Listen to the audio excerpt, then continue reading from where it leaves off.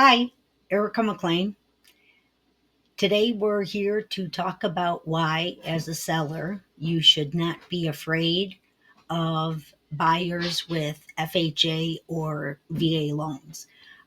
There's a big myth out there from a long time ago that you didn't want to accept an offer with FHA because the inspection was, oh, there was so many things, it was so bad. The majority of buyers out there are going FHA.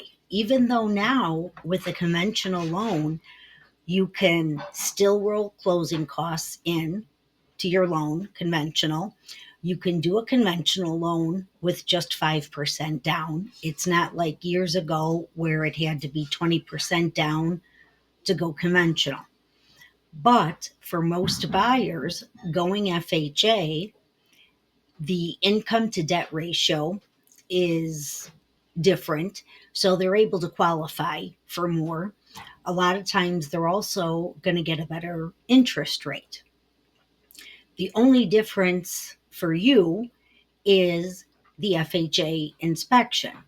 Now, if you live in Chicago, they really don't come out and do city inspections unless you're applying for zoning as a multifamily and they have you listed in their records as a city single family.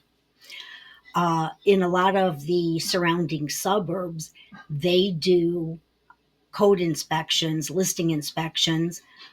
Certain towns do, certain towns don't. That could be another segment of let you know what each town requires. But if you're in a suburb, say like Elmwood Park, what the FHA inspector is going to find is going to be way less than what the Elmwood Park inspection finds. It's actually going to be already on the Elmwood Park inspection report, probably. The big things that they're looking for with FHA is smoke detectors, carbon monoxide. It's the law in Illinois. You're supposed to have them anyway. Peeling paint and age of like the roof. If the roof looks really bad, or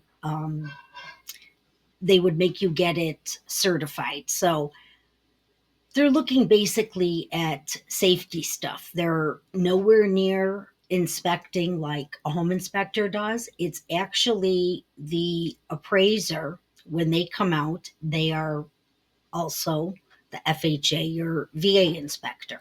So you might have to change out a couple of outlets or put in a couple smoke detectors or scrape and peel a little bit of paint somewhere.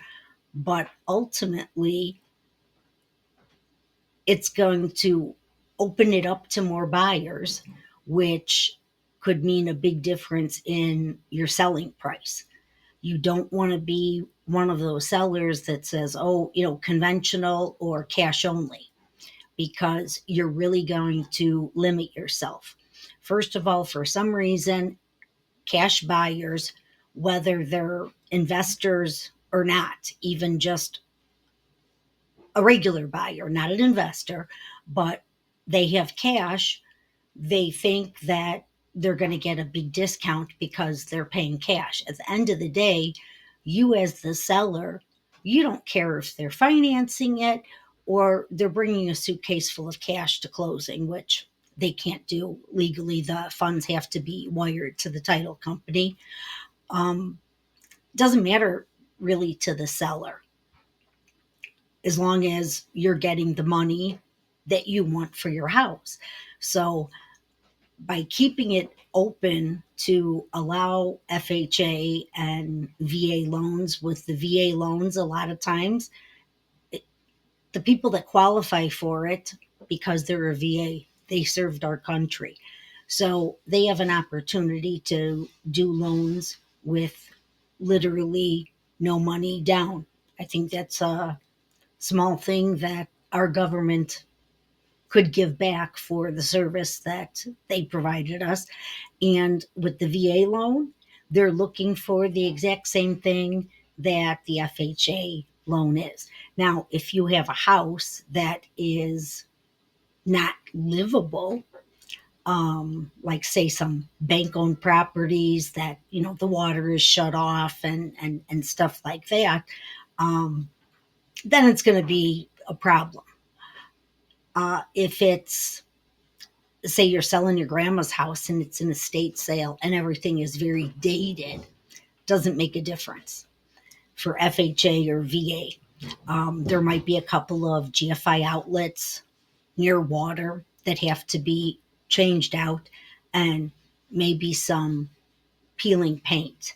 But like I said, it's going to be a big difference in what you ultimately sell the house for, because you're opening it up to more buyers. So I hope that you found this information useful. Hit the like button, hit the subscribe button, please. Leave me any comments if you have any questions, or there's any other information regarding real estate you would like to know about. You can reach out at any time.